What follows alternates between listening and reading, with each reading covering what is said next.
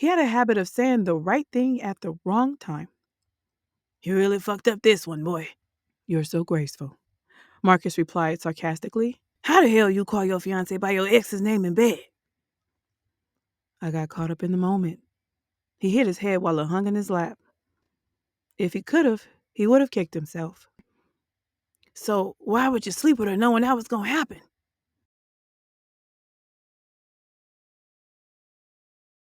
Vanessa was angrily tossing things around the room as she searched for her clothes, tossing handfuls of laundry across the room.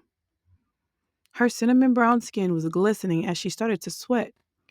Marcus wanted to grab and kiss her, beg her to come back and finish what they had started, but he knew it wasn't that simple. Only 10 minutes ago, they were making love on top of his messy bed after indulging in a couple of drinks at Marco's Taco Bar, located just down the street from his condo. Marcus and Nessa enjoyed their date. They talked, kissed, and flirted. After a couple of drinks, Nessa whispered in his ear that she wanted to have his baby in the middle of her tequila haze. He shook his head, yes, and he rubbed her thick, full, brown breast. They held each other's gaze and kissed so passionately that Marco brought over their check. They exited the bar and kissed against the wall outside for a while. He loved kissing her. She always had a faint taste of Starburst on her tongue, the scent of caramel dripping from her twist, and the warm scent of vanilla coming from her skin. He was in love with Nessa, for whatever that was worth. He loved getting lost in the moments of intimacy with her. She had a way of making him feel like he was melting into her as they became one. That turned him on. He never experienced that with any other woman. Maybe it was the intense eye contact, the way she ran her soft hands down his back, or the way she rubbed his head and cradled his face. Nessa had a way of making sure he felt her in every way possible. Because of this, she owned him, and she knew it. This feeling of making love to someone he was in love with was addictive, but he had a lot of addictions. They kissed themselves into a frenzy. The tequila had them both in a haze that made them throb for each other. They ran home, threw the clothes off the bed, and got naked, like they loved to do. He had her pressed against the headboard, their bodies moving in rhythm. She bit her lip, a sign that he was doing something right. While she was intoxicated with tequila and his love hormones, she moaned with so much passion, and he couldn't help but admire his lover's cry. He picked up the pace, feeling her pulse quicken as they both grew more lost in the connection. Her movements became more urgent, and he could feel the tension building between them. When the waves started to subside, she opened her eyes and looked at him. "Let me take control," she said, her voice low. He shifted, allowing her to take the lead, both of them caught in the passion of the moment. She moved with purpose, her eyes locked on his as they continued to explore each other. It was so good. He slipped out of their world of intimacy into his sleazy center mode. He was no longer her man. He was the selfish man he turned into when he was getting sleazy with randoms, and he accidentally screamed out the name. K, K, K, Connie. Shit. And Nessa stopped instantly. He felt his sin dripping back onto him along with the shame and guilt of his actions. She got up and went into the tirade she was in now. Through his embarrassment and tear-soaked face, he felt the words slip through his cracked and bruised pride. "Nessa, please, let me explain," he sheepishly whispered. "Don't speak to me," she roared, her chest heaving with fury, fingers pointing at his face. Her lips were tight, her forehead creased with anger. He paused, torn between lying or telling the truth. His mind raced faster than ever, running through thousands of possible outcomes. What came out of his mouth now would decide everything. She was mad. She knew he'd messed up, and he couldn't deny it. "I meant to say, can I switch positions? Not Connie, he mumbled, trying to salvage something. His voice lacked confidence. His hands hovered awkwardly in midair, unsure of what to do next. He was disoriented, caught in his own lies. He knew he messed up big time. "So this is why she had the nerve to confront me at the club?" she asked, voice sharp with disbelief. He didn't respond, fearing it would only make things worse. Her frustration grew. "You're a liar. This is the best excuse you've got? Sleeping with your married ex and calling me her name? You're pathetic." "I made a mistake, Nessa," he said, his voice quiet, regret sweeping in. "I gave up everything for you," she spat. "I turned down a huge career opportunity just to be here with you, and you were out here sleeping with your ex, and now you're giving me lies and that sad excuse of a face? This is what I get?" His heart sank, but he still tried to explain. "It was just one time." "Don't lie to me," she snapped. "Don't you dare lie to me, you cheating, two-faced, disloyal coward." She grabbed her purse, the words a final blow before she headed for the door. "Okay, Marcus, we tried the lie. Now, let's try the truth," he muttered to himself. "I messed up, but I do love you. I can't be the only man who's ever made a mistake." She turned to him, cold and furious. "You're not the only one, but you're the dumbest one I know." I told her we were engaged, but she wouldn't stop pushing up on me. I got weak while you were visiting your sister. I was lonely. His excuses came out one after another as if he was trying to justify his actions. "Spare me the details, Marcus," she said, crossing her arms, but now she seemed a little less tense. She wasn't buying it, but she wasn't as wound up either. Marcus searched her face, looking for any sign that his minimization was working.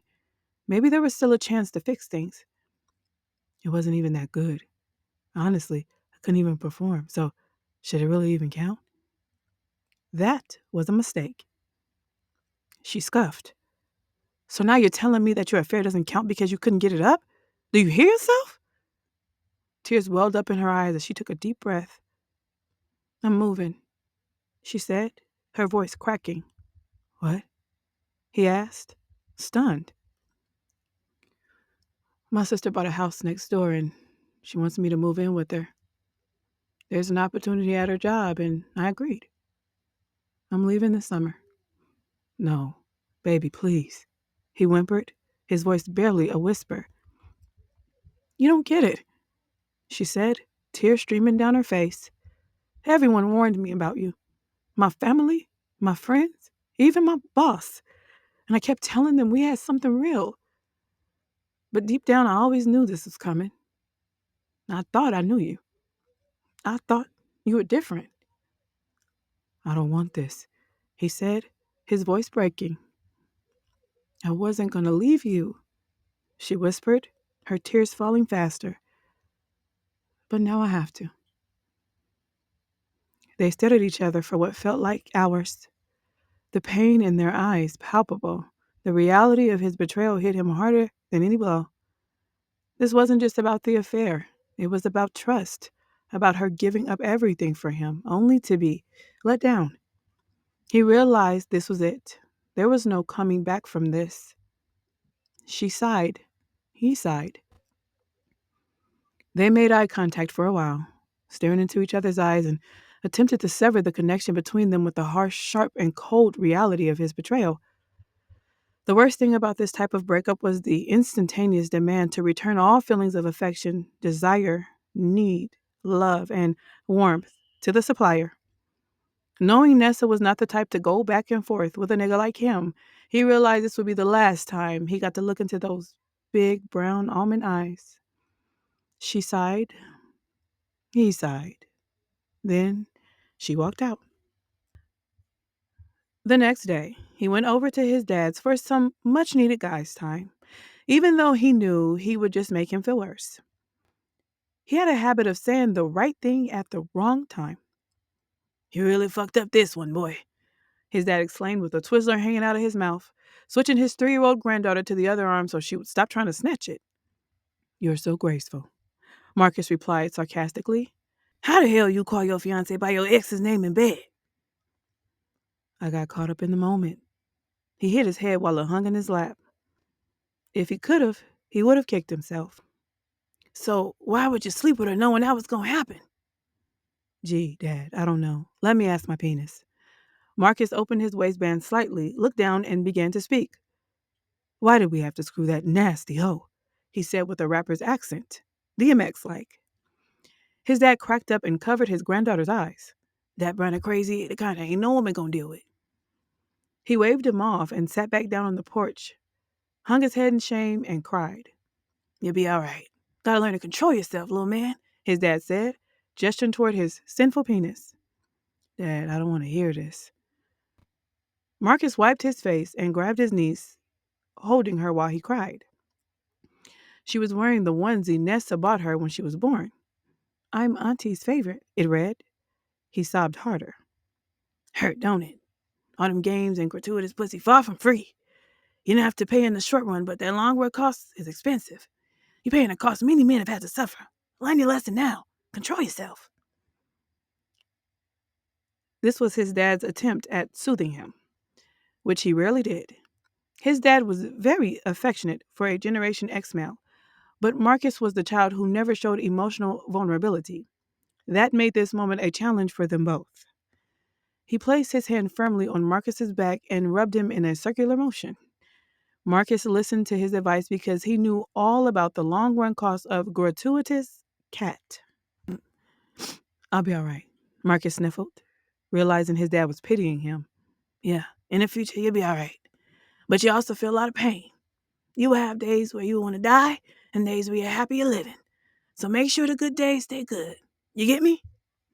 He leaned over for a fist bump to confirm Marcus understood his covert way of saying, don't fuck up again. I got you, Pop. Marcus confirmed with a fist pump and a half smile. Marcus and his dad spent the rest of the day watching the whole season of a dramatic TV show with his niece as their only female guest. They would watch the show, change her diaper, get her a snack, and situate themselves in between every episode. They spent most of the show talking about the dynamics in the family and how they were vastly unrealistic. The mom and the son hated each other because the dad had slept with every woman the son brought home. Marcus's dad just didn't get why the son hated the mom and talked crap about the guy every time he was on the screen, often yelling, "She should have Planned Parenthood, your ass." They ended the night once Marcus's mom returned home. She greeted him, took his niece, and told his dad to wrap it up.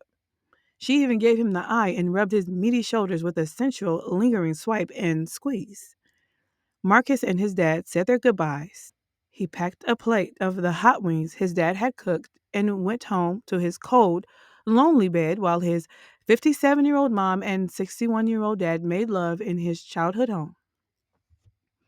His dad, Terry Holcomb, fathered 4 children, all with his mother, Angela Holcomb. They had been married about 32 years at this point in Marcus's life. They always told their children that regardless of the situation, they knew they loved each other and would fight the devil to prove it. Why was it so hard for Marcus to find that kind of love? Roddy Ricch rapped in the background while Marcus sipped Jose Cuervo and snacked on the wings he got from his pop's house. An intimate tape of him and Nesta played on the TV on mute, and every now and then, he would press pause to catch her glimpse in the camera, look her in the eyes, and say, "You ungrateful bitch." He was salty as heck that she left. She refused to reply to any of his "Can we work it out?" text, and even restricted him from commenting on her Instagram post. She never returned for any of her belongings after the night of the breakup. She left with her purse, wallet, phone, and the clothes on her back. "So I guess you gonna keep my ring?" he questioned the television version of his former lover as he stumbled toward the mounted flat screen with the bottle in one hand, the chicken wing and controller in the other. He was so angry his temples were twitching. "I gave you everything," he screamed. "Why you couldn't just stay? Everybody got problems. Why you trying to make me feel like I'm the devil or something?" he screamed intensely. "I ain't the only man that got issues, but I really loved you, girl. Guess that don't mean nothing to you, though." He backed away from the TV with his hands up like he surrendered. Just then, He caught a glimpse of his pain in the reflection on the TV. He didn't like what he was seeing at that moment. A vulnerable, desperate, and broken man was staring at him. He looked just like his dad the night his mom moved out, pitiful and broken. Marcus was devastatingly sad and disappointed about his own failure to be faithful, just like his pops. How could one feel so shameful and abandoned at the same time? It was his fault. The relationship had ended, but he wanted her to ride with him, like Roddy Ricch was rapping. This was the type of situation that changes a man like him for the worst. He didn't care whose fault caused the breakup. He just wanted to stay in love with her. Her ripping her heart from him felt like a slow death that rotted him from the inside out. So he could never let this happen again. Maybe next time he'd play it smarter. Disappear first. Pull back before she does. Starve her of him before she even thinks of walking away. That's the trick, right? Make her miss him before he ever has to feel this hollow again?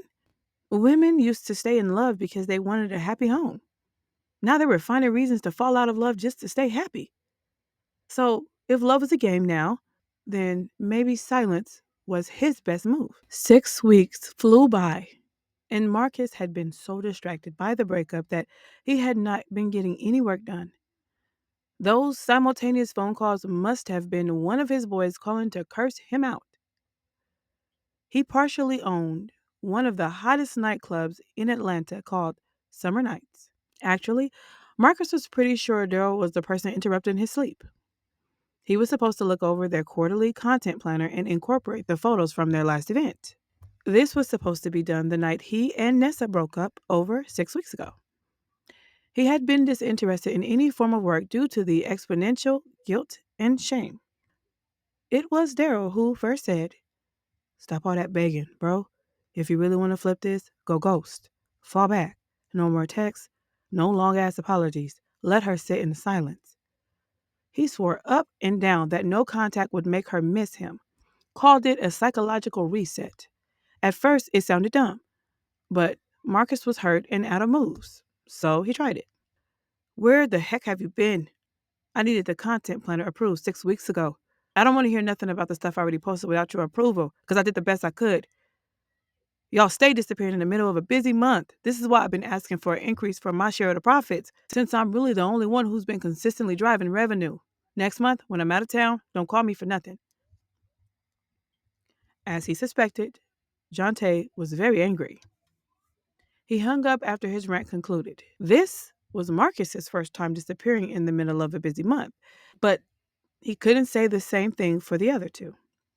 This was a recurring issue that needed to be addressed, but not before Marcus finished his part of the quarterly tasks.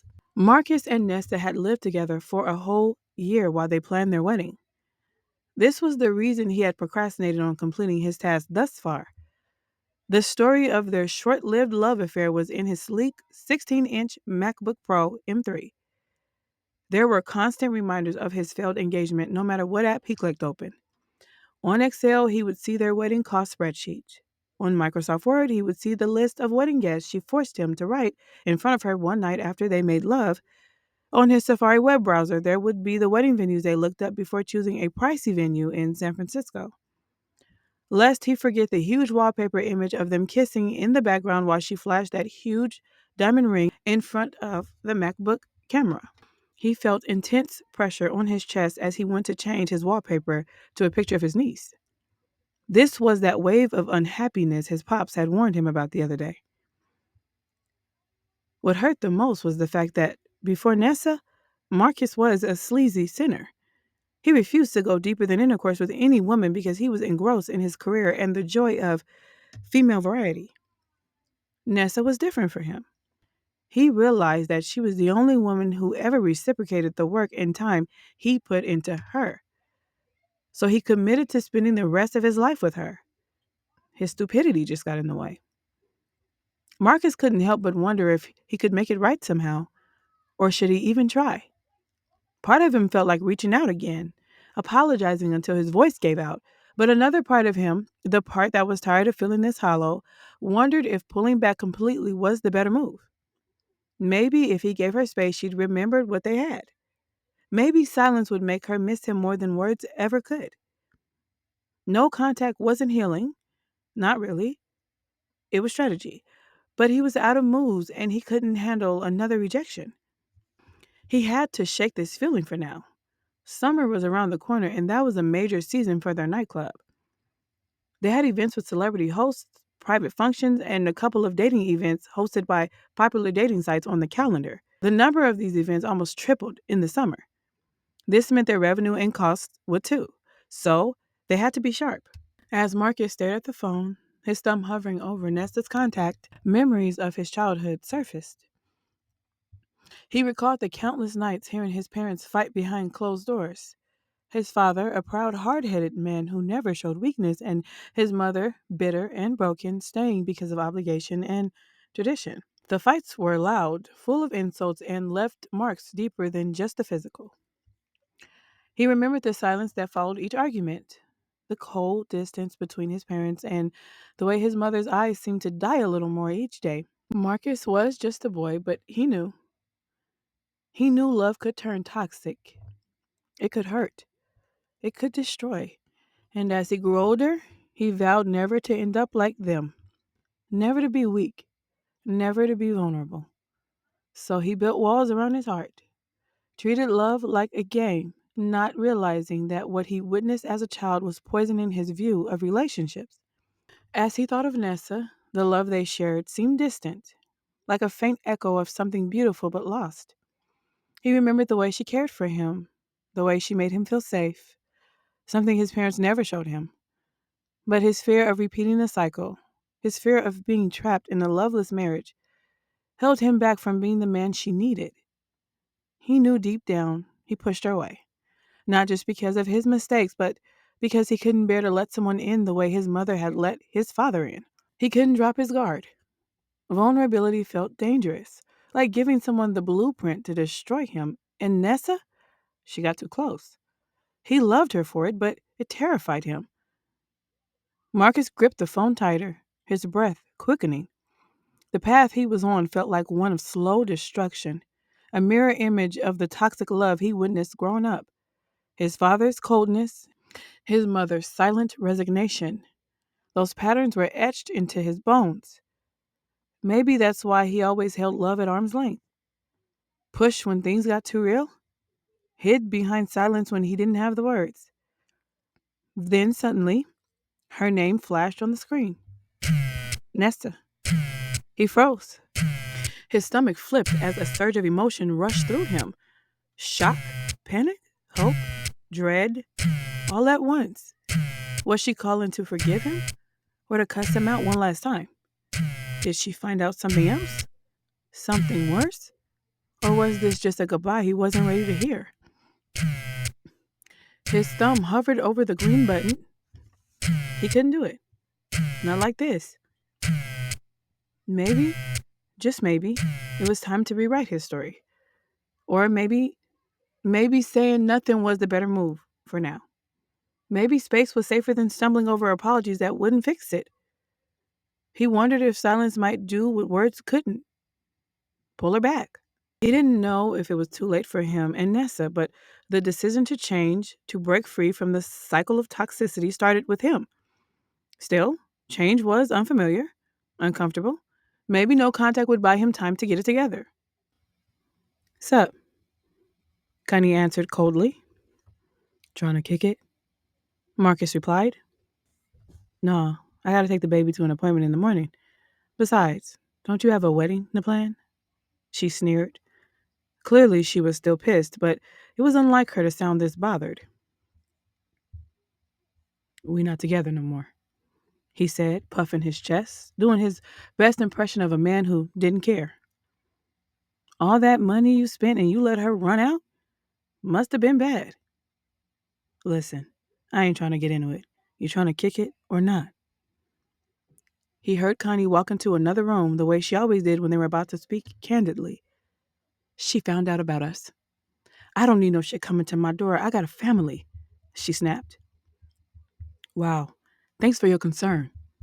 He was already irritated with her selfishness. But what else should he expect from his ex-married side chick? Don't play with me, Marcus. Did she find out? Well, yes. Shit. You are so messy. You said you had your shit tight, and now this little girl gonna come and fuck up my life, too. She panicked. He could hear her silver earring tapping against the phone as she fidgeted. Messy. Yes, messy. But you've always been messy. That's why we didn't work out. Calling me other chicks' names in bed, leaving stuff around the house, you ain't never gonna change. You a whole ass hypocrite. Did you forget it was your idea to cheat on our partners just because you were bored with your dude? I'm already hurting. Don't add to it.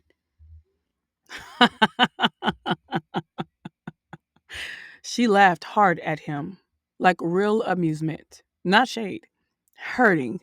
I bet you're blaming her for the breakup with you just like you blamed me. You made a fool of that girl, and any woman with sense would have left you too after the games you played. Just move on, and next time, try not to get caught. She hung up quick. Marcus sat there staring at the dead screen. Clearly, she was an expert in not getting caught.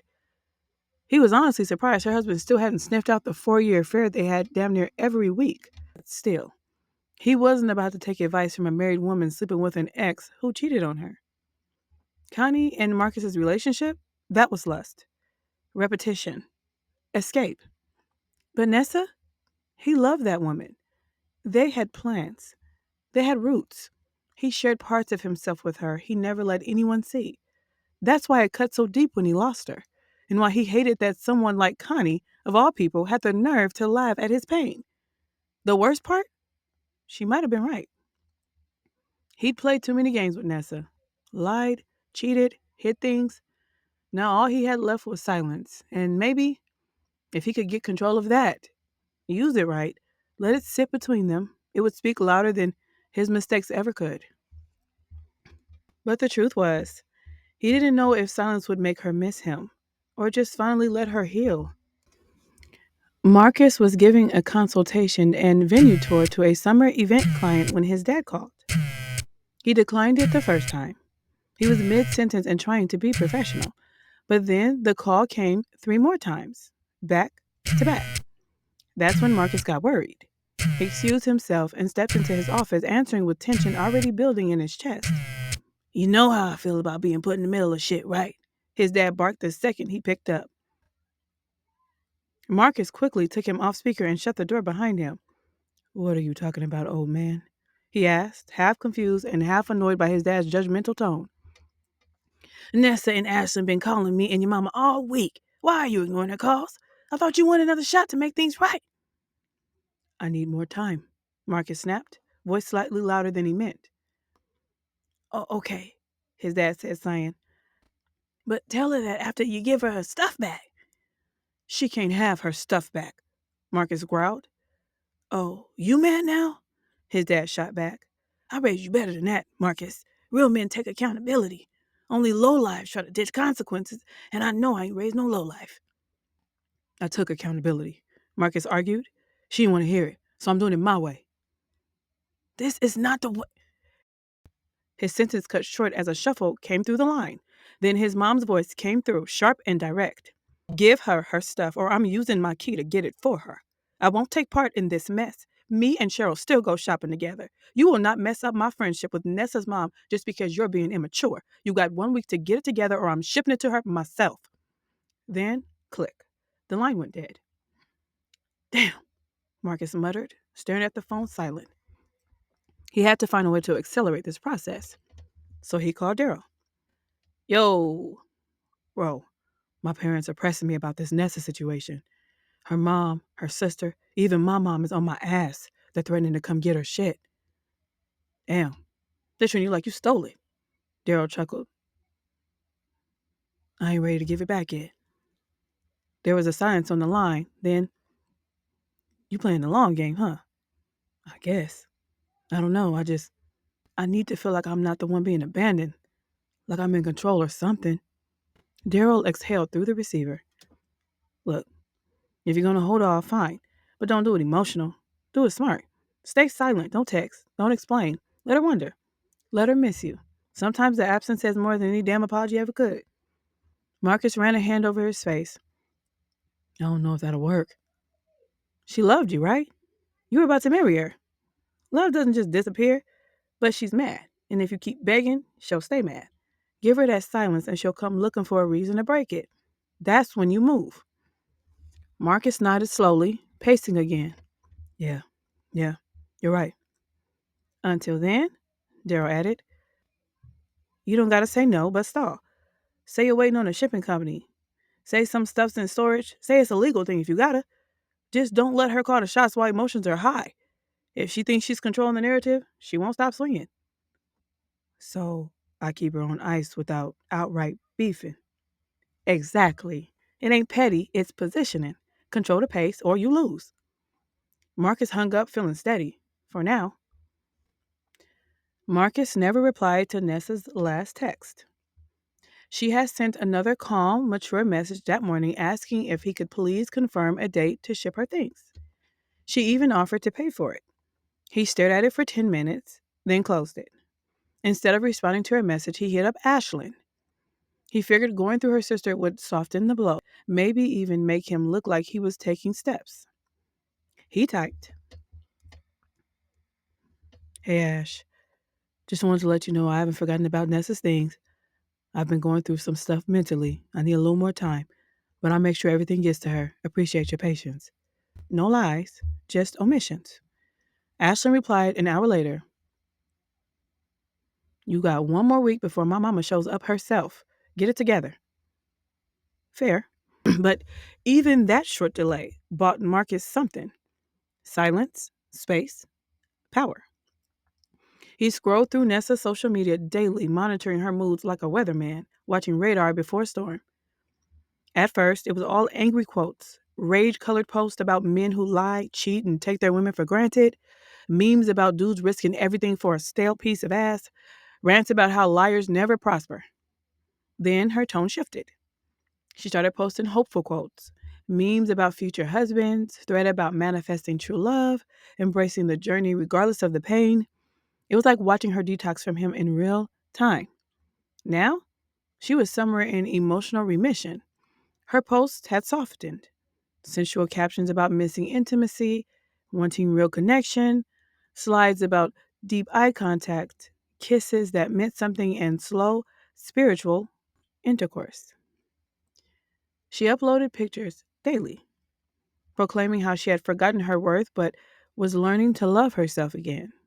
There were shots of her and Ashlyn out on the town in work clothes, dressed up at events, and she looked so damn good. Nessa had worn her natural twist their entire relationship. But now she had in some 30-inch deep wavy Brazilian or something, long, luxurious, thick hair. It hung like silk. She always had a small waist and a full top, but that hair accentuated the curves like it was made for her body. In one picture, she posed with her leg up on the bathroom counter, hip poked out and head tilted back like a damn goddess. Her hair laid against her body, riding her curves and finally resting on her full hips.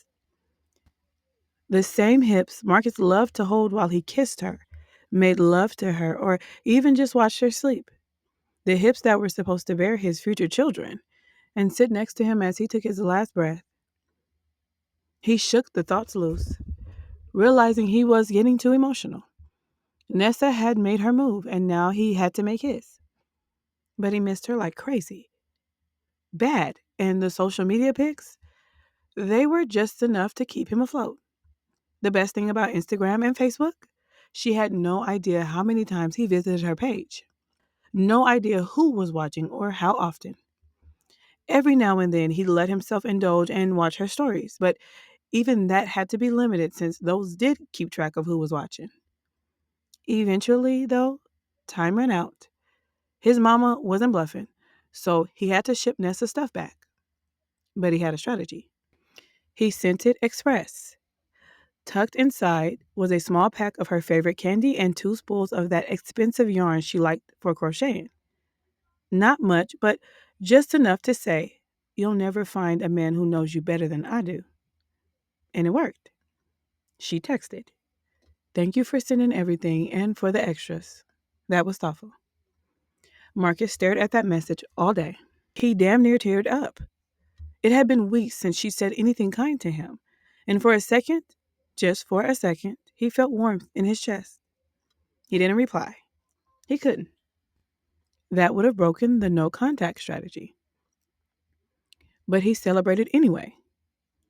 Let's just say he appreciated one of those sexy bathroom pictures in his own way, if you know what I mean. Then something miraculous happened. She messaged again. "Hey, just wanted to make sure you got my text. Thinking of you." He didn't respond. And that was the spiral Daryl warned him about. The one thing Daryl forgot to mention was that Marcus would miss Nessa as much as she missed him, if not more. He had to pretend not to care about someone he cared about. That wasn't easy. The distance made her miss him, but he missed her too. Probably missed her more because she could be vocal and honest about her feelings while he had to pretend. Being the one in control didn't curb the cravings for the touch of the one he loved. But he thought it would. Marcus had never left Nessa on red. Not once. He knew she was confused, probably hurt, and he felt like crap about it. But he had to keep his emotions at bay. Had to keep playing the long game. Then came the next week. Another message. "Do you want to talk in person?" He stared at his phone so long the screen dimmed. The words blurred. His heart thundered. She was inviting him in. The door wasn't open, but it wasn't locked either. She was reaching, not because she'd healed, but because the silence had gotten to her. Because the game was working. Marcus knew what this was. This wasn't love. This wasn't closure. This was power shifting. Back to him. But control? Control never lasts. Should he answer? Should he pull up? Say what she wanted to hear? Or say nothing at all? He didn't know. But one thing was certain. She bit the bait. And now, it was his move. I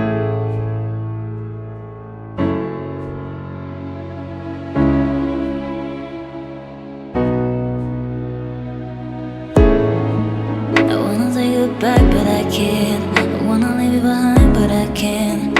It's not easy to love you, darling. It's not easy to love you, darling. I should've left you in the moment. I should've told you all the problems. It's not easy to love you, baby. It's not easy to love you, baby. It's not easy to love